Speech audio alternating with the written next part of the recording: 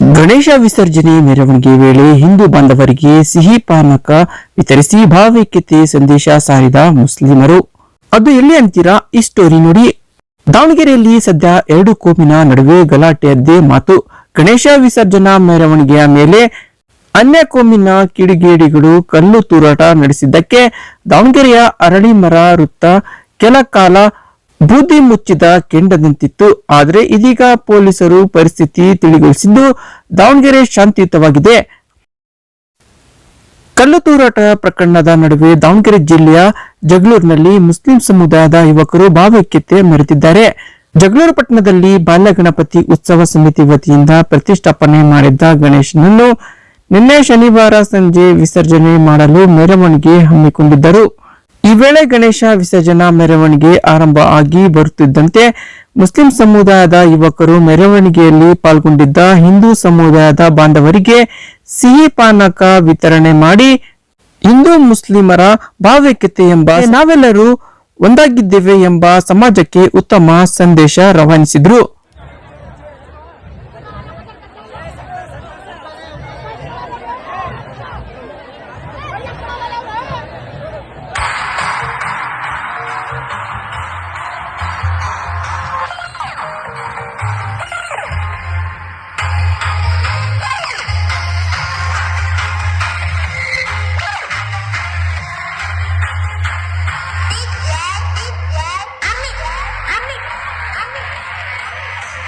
चलो पब्लिक,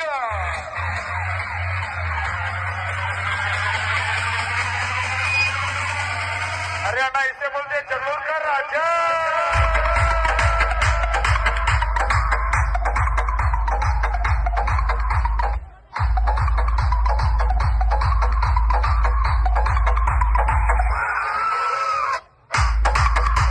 ಇನ್ನು ಪಟ್ಟಣದ ತುಮ್ಮಟೆ ಲೇಔಟ್ನಿಂದ ಆರಂಭವಾದ ಬೃಹತ್ ಶೋಭಾಯಾತ್ರೆ ಅಂಬೇಡ್ಕರ್ ವೃತ್ತ, ಮಹಾತ್ಮ ಗಾಂಧಿ ಬಸ್ ನಿಲ್ದಾಣ, ಮಹಾತ್ಮ ಗಾಂಧಿ ವೃತ್ತ ಸೇರಿದಂತೆ ಪ್ರಮುಖ ಬೀದಿಗಳ ಮೂಲಕ ಅದ್ದೂರಿ ಮೆರವಣಿಗೆ ಮಾಡಲಾಯಿತು.